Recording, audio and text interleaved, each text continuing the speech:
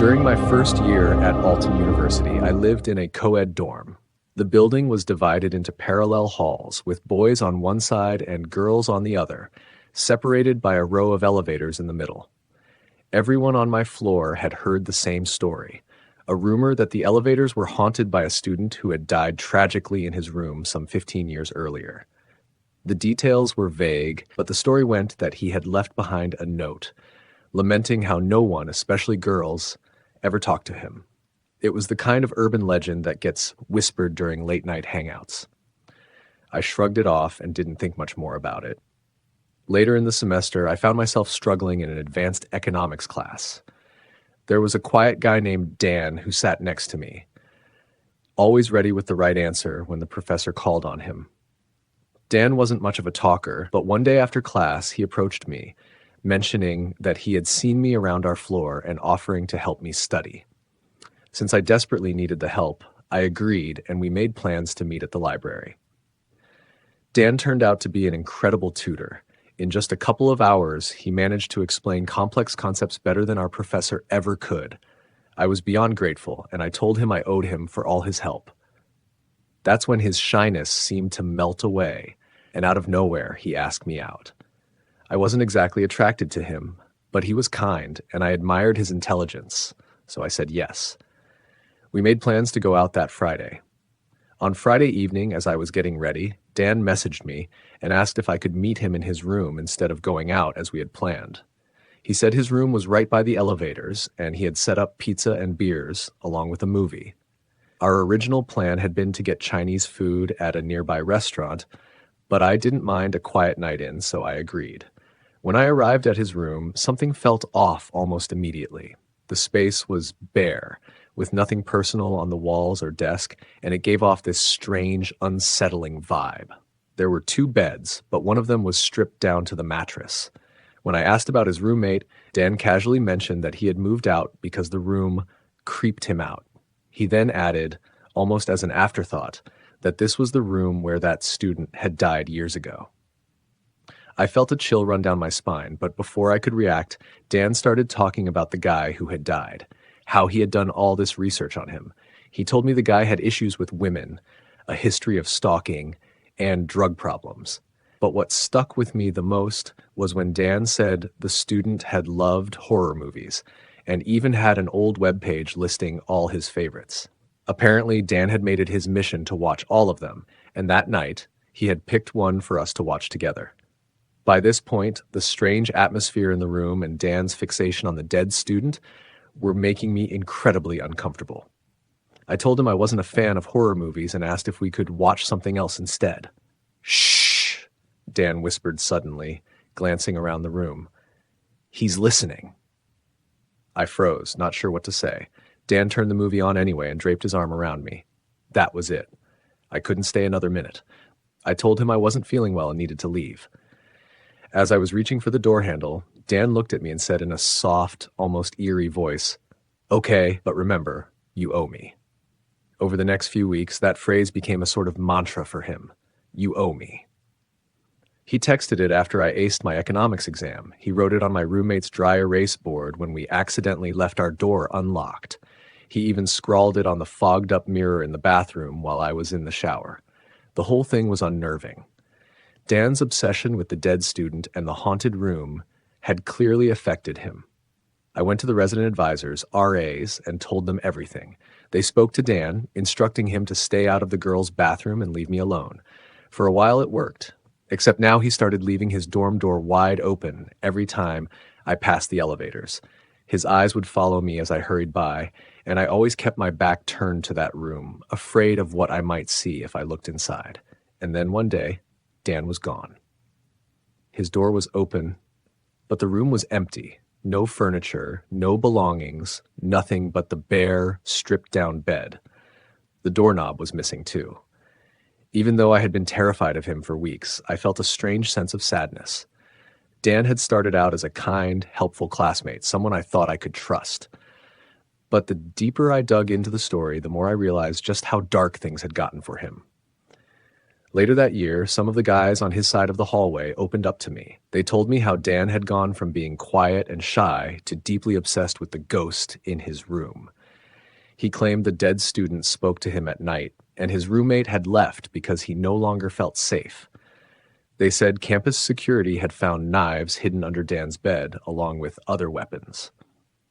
Months later, my RAs revealed the full story to me. The university had expelled Dan after he was caught hiding in a stall in the women's bathroom with a knife. One of the RAs made a tasteless joke about him needing a sacrifice, but I didn't laugh. They told me I should call the police if I ever saw him again, and nobody ever moved into that room. The door stayed open, becoming a kind of dorm legend. People claimed to see shadows moving inside late at night or hear whispers near the elevators. I never looked back. I never dared. Years passed, and by the time I was in graduate school, I had moved on, mostly. I was engaged to be married when one evening, my fiancé and I both received a friend request from someone we didn't recognize. There was no profile picture, just a name that neither of us knew, but the person had gone to Alton University. Curious, I did a quick search for the name. It led me to old articles about the suicide in my dorm from the 90s. Someone was using that student's name. That night, I received a message request. It was simple, but it sent shivers down my spine. It read, "You owe me." It was the summer of 2020, a year when everything seemed to go awry. My husband Daniel and I had planned an extravagant vacation to Europe, but with the pandemic surging, our plans dissolved like so many others. On a whim, we decided to embark on a road trip to a small town called Crescent Hollow in southern Vermont. This place held special memories for us. We'd lived there for years while Daniel pursued his doctorate at a local university. The area was known for its charming eateries, scenic hiking trails, and at the time, a relatively low number of COVID cases. It was a 4-hour drive from our apartment, offering the perfect escape from our cramped one-bedroom. That weekend was nothing short of blissful. We caught up with old friends in socially distanced settings, indulged in delicious meals from our favorite restaurants, and hiked through lush trails. It was the break we needed. Reluctant to head back, we delayed our departure until late Sunday evening. We set off into the pitch-black summer night, leaving behind the glowing lights of Crescent Hollow. I had made this drive more times than I could count, especially when Daniel and I were long distance during his first year of grad school. I often found myself driving through the dead of night, the vast and winding state highway stretching out in front of me, flanked by thick forests. Though the road had always felt somewhat eerie, I had never experienced anything truly disturbing. That night, however, something felt different. After an hour on the road, Daniel took over driving. I sat in the passenger seat, scrolling through music and occasionally staring out into the endless expanse of fir trees. We were the only car on the highway, a fact that made me oddly anxious. Our conversation had just drifted into a peaceful silence when I spotted something on the roadside. "Did you see that?" I asked, sitting up a little straighter. Daniel nodded, his eyes glued to the road. It was a deer, or what was left of it. The animal's body lay unnervingly close to the center divider, far from the forest. But it wasn't the typical sight of roadkill that bothered me. It was the positioning. The carcass looked staged. Its limbs were splayed out unnaturally, like someone had placed it there with care, making sure it was on full display. "That's unsettling," Daniel said after a long pause, his voice tight. A few minutes later, we passed another animal. This time, it was a deer again, similarly positioned along the divider, like a grotesque piece of art. A feeling of dread settled over me. What kind of driver hits 2 deer in such a short span and leaves them like that? "That's 2 now," I muttered, staring out the window at the darkened landscape, my heart beginning to race. "Maybe it's just a coincidence," Daniel offered, though his grip on the steering wheel tightened. 10 minutes passed, and we saw it again. This time, it wasn't a deer, but a coyote. Its bloodied body displayed the same way as the others.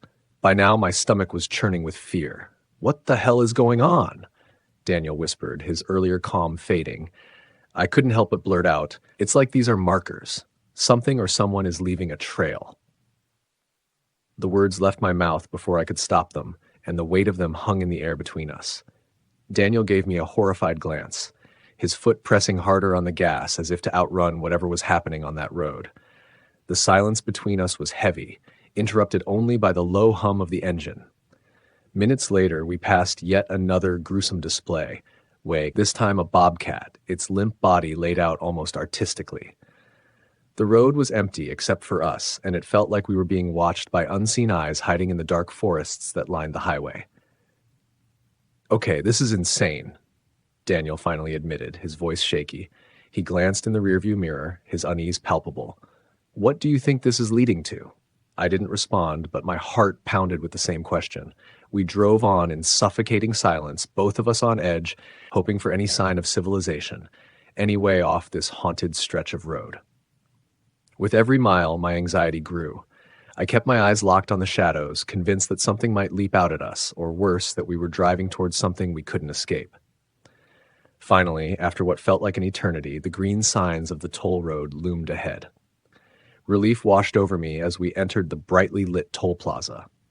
Daniel slowed down to register our Easy Pass, but the second it cleared, he floored it.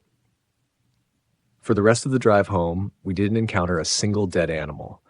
The relief of being on a populated road was like shedding a heavy cloak of fear. As the immediate sense of danger faded, we laughed nervously about how strange it had all been. But deep down, I knew it wasn't a coincidence. We had stumbled across something sinister on that desolate stretch of highway, something that still makes me shiver to think about. Whatever was happening along that road in southern Vermont, I'm just thankful we got away. We never spoke of it again after that night, but I can't help but wonder what was waiting for us if we hadn't gotten off in time. Years ago, my friend Emily and I were invited to stay at another friend's holiday home in the south of France. The house, located in a remote village perched atop a hill, was an ancient stone building with an aura of mystery surrounding it. Our host, Sophie, believed that the land had been inhabited for over 1,000 years. The house itself seemed to breathe history. A cave on the ground floor served as a bathroom, and Sophie explained that it had once been used to store food in the days before refrigeration. Everything about the place felt steeped in the past. The house was tall and narrow, with one room per floor, connected by winding, creaky stairs. Despite its age, the house had a certain warmth to it, except for one room. As we climbed the stairs to our bedrooms on the top floor, we passed a door that led to the formal sitting room. Though the rest of the house felt inviting, something about that room sent a chill through me. The second we passed it, my body was flooded with an overwhelming urge to run. My blood went cold, and a voice in my head screamed, "Do not go in there." I couldn't see anything unusual in the room, but every instinct told me to stay far away from it. I didn't say anything to Emily or Sophie at the time. After all, Sophie was kind enough to let us stay in her beautiful home, and I didn't want to seem ungrateful or paranoid. But as we continued climbing the stairs, the eerie feeling lifted, replaced by the house's original charm. We spent the week exploring the French countryside, enjoying the sun-soaked terraces and picturesque views. But every time we returned to the house and passed that room, I quickened my pace and averted my gaze. I couldn't shake the unsettling energy that lingered there. It was as if something unseen was watching, waiting, just out of sight. On the last day of our stay, Emily and I packed our things and began the long drive back to the airport. I hadn't planned on bringing up the strange feeling I'd had about the sitting room, but as we wound our way through the hills, I casually mentioned it. "You know," I began, glancing at Emily from the corner of my eye, "there was something off about that sitting room in Sophie's house." Emily didn't respond at first. The atmosphere in the car shifted, and I felt the weight of the silence pressing down on us. I kept my eyes on the road, but sensed that she wasn't about to dismiss my concerns with a laugh, as I'd feared. After what felt like an eternity, Emily finally spoke, her voice barely above a whisper. "I saw something," she said, "in the armchair." I felt a jolt of fear ripple through me. There was an old wingback chair in that room, positioned directly across from the doorway, in front of a large, crumbling fireplace. I hadn't paid much attention to it at the time, but now, hearing Emily's words, my heart began to race. "What did you see?" I asked, trying to keep my voice steady. Emily hesitated. She was silent for a long time, so long that I wondered if she would ever answer. I don't think I can tell you, she finally said, her voice trembling. A cold shiver ran down my spine. I wanted to press her for details, to demand an explanation, but the fear in her voice made me stop. Whatever she had seen in that room, it was enough to haunt her. And somehow I knew I didn't really want to know. 20 years have passed since that eerie week in the south of France. I've lost touch with both Emily and Sophie, and though I've tried to forget that unsettling room, it lingers in my memory. Emily never told me what she saw in the armchair, and after a while I stopped asking. But every so often, when the wind howls or shadows dance just a little too eerily, I find myself thinking of that house in Montfleur. What presence haunted that sitting room? What did Emily see? And why, after all these years, does the memory of that place still send chills down my spine? Some things, perhaps, are better left unseen. Back in the days before dating apps were a thing, when meeting people online was still somewhat of a novelty, many of us gay men relied on sites like Manhunt and Dudes Nude to connect. It was a different world back then, and things felt both more personal and more dangerous. One particular night stands out in my memory, one that still gives me chills whenever I think about it. It was late, sometime after midnight, and I had just come home from the local bars. Feeling restless, I logged on to one of the dating sites. Not long after, I found myself chatting with an unfamiliar local guy whose profile seemed promising. He lived nearby, and we exchanged pictures. Everything looked good. After some back and forth messaging, we agreed to meet up at his place. He told me he was hosting, meaning I would be going to his apartment. His building was just around the corner from mine, a place on Hollow Street between Emery and Crawford. I was excited, but also a little anxious, the way these things often go. He mentioned that his buzzer was broken, so I should knock and come straight in. When I arrived at his address, something felt off almost immediately. The apartment was peculiar for the city. It wasn't like most buildings with steps leading to a lobby or a vestibule. Instead, the door opened right onto the sidewalk, no barrier between the outside world and the apartment. It was as if the place had been carved out of the street itself. I knocked softly, but to my surprise, the door swung open from the lightest tap. The space beyond was bathed in darkness, save for a faint glow from a nearby street lamp filtering in through the windows. What struck me the most was the emptiness. The apartment was barren, no furniture, no signs of life, just a broom leaning against the wall and a plastic bag of trash sitting in the corner. "Hello?" I called, stepping hesitantly inside. My voice echoed in the empty room, swallowed by the darkness. I glanced toward the back of the apartment, where a door stood open, leading into a room shrouded in black. I called out again, louder this time. "Hello?" "I'm here." No answer, just silence. That's when the fear set in. The air in the apartment felt heavy, like something, or someone, was watching me. My skin prickled with unease, and every instinct in my body was screaming at me to leave. But I stood there, frozen, waiting for something to happen. The silence was suffocating, and then I heard it, the soft, unmistakable sound of someone breathing.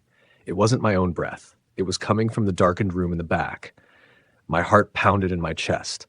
Every fiber of my being wanted to run, but for a moment I couldn't move. The sound of that quiet, deliberate breathing seemed to creep closer, inching out from the shadows. That was enough to break my paralysis. Without another thought, I turned and bolted out of the apartment, not bothering to shut the door behind me. I sprinted down Hollow Street, my footsteps echoing off the empty buildings. I didn't stop running until I was halfway around the block, my lungs burning, my mind racing with fear. For some reason, I didn't feel safe going back to my own apartment just yet. I had this irrational sense that whoever had been in that room might be following me, watching me from the dark streets. I kept looking over my shoulder, trying to shake the feeling of being pursued. When I finally did make it back to my building, I rushed inside and locked the door behind me. My hands trembled as I sat down at my computer, ready to send him a furious message. But when I logged back into the site, his profile was gone. The chat history, the pictures we'd exchanged, everything had disappeared. It was as if he had never existed. For weeks afterward, I kept an eye out whenever I walked through the neighborhood. I never saw him again, never heard anything about that strange empty apartment. To this day, I don't know who or what was waiting for me in that darkened room. Some mysteries are best left unsolved.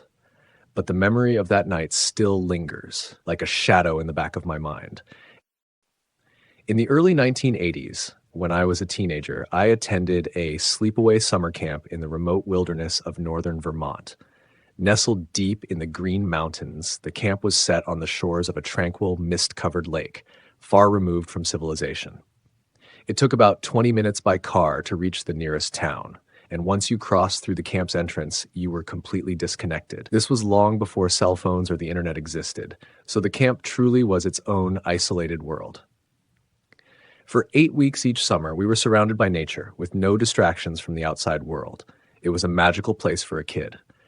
During the day, the camp buzzed with activity, swimming, hiking, boating, and crafting, but by night, the dark blanket of the forest closed in around us, and the lake transformed into an ominous black expanse.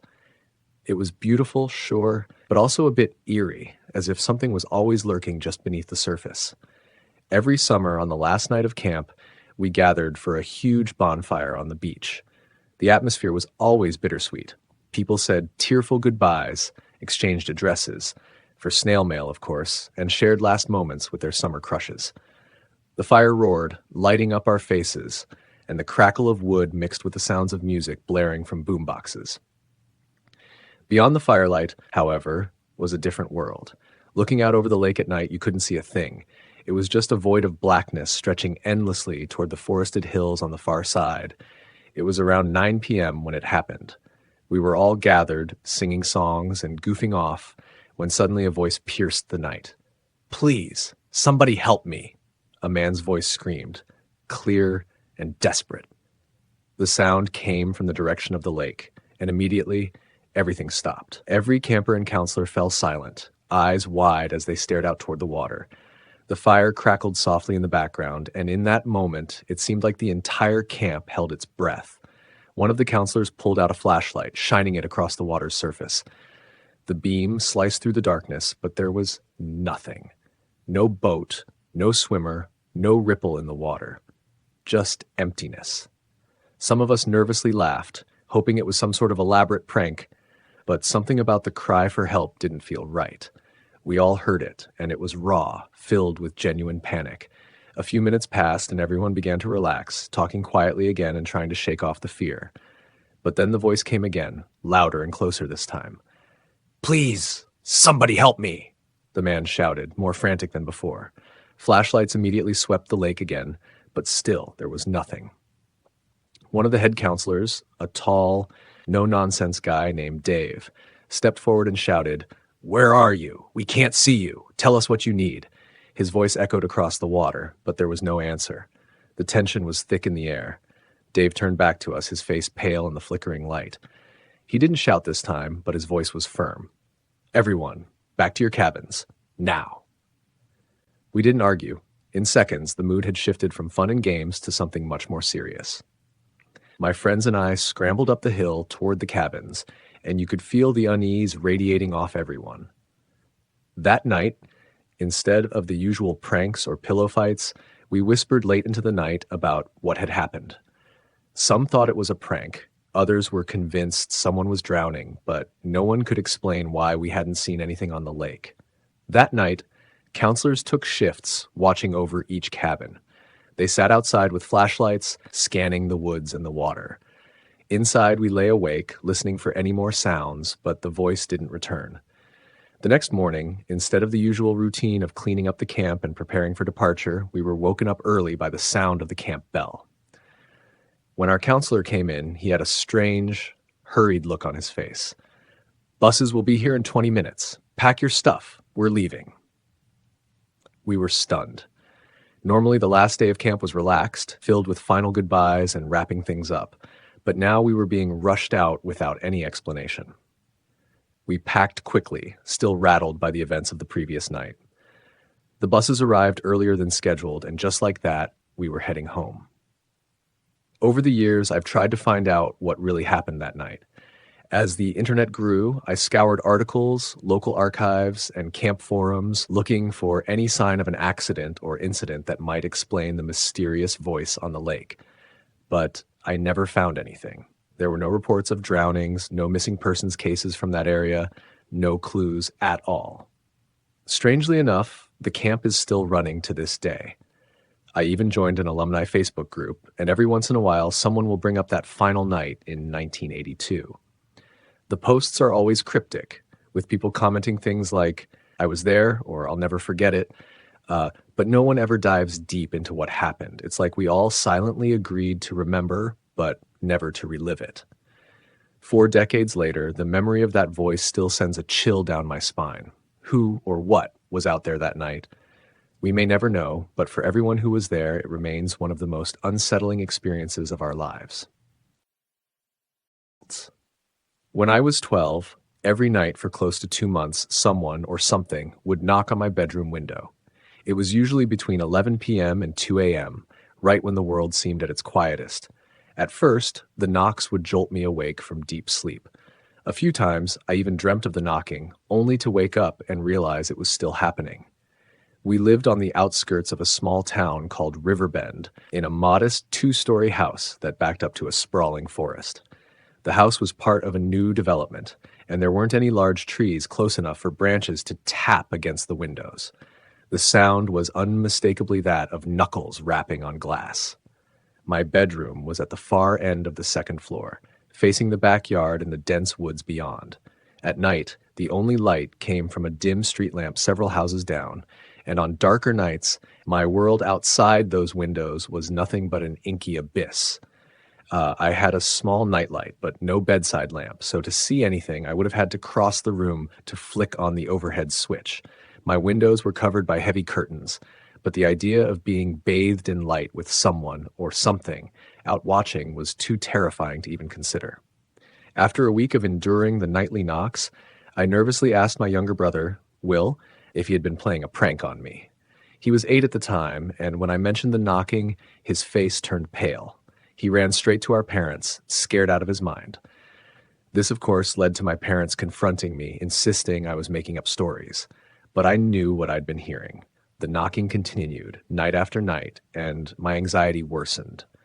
I became exhausted, barely able to focus in school. My teachers noticed, and one day, Miss Harper, my homeroom teacher, pulled me aside. I told her everything about the late-night knocking and how I couldn't sleep. She looked concerned and sent me to the principal's office. After a brief conversation, the principal called my mother, and they had a closed-door meeting. To this day, my mom refuses to tell me what they discussed.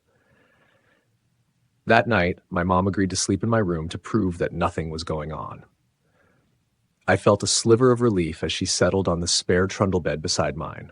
But when I woke up to the familiar knocking at 1:30 a.m., I reached out to shake her, only to find she was gone. My heart stopped. I lay frozen in my bed as the knocking continued for what felt like an eternity. When it finally stopped, I slipped from my bed, dropped to the floor, and Army crawled out of my room and down the hallway, terrified of what might be outside. I found my parents asleep on the living room couch, the television quietly humming in the background. Panic overwhelmed me, and I began scream-crying, waking them both up. My dad, frustrated and tired, grumbled, "Tomorrow, you and me will wait outside and we'll settle this." I half hoped he'd forget by morning, but he didn't. The next night, we dressed in dark clothes, him in his old hunting camouflage, and me in black sweatpants and a hoodie. We crouched between the back porch and the house, where we had a perfect view of both the edge of the forest and my bedroom window. A sliver of the moon provided just enough light to make out the shapes of trees and the outline of our house. I tried to stay alert, but soon I was lulled to sleep by the stillness.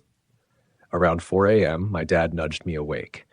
He muttered that all he'd seen were a couple of deer grazing near the tree line, and maybe I had heard animals rustling around. Relieved and disappointed at the same time, we went back inside. But just minutes after lying down, I heard it.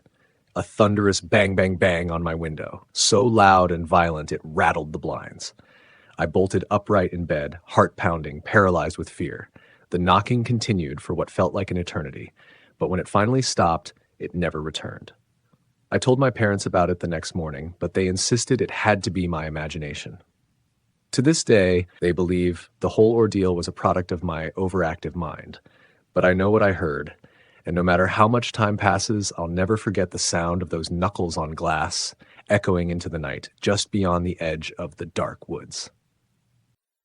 Thanks for watching. Don't forget to subscribe to the channel, like, comment, and share the video.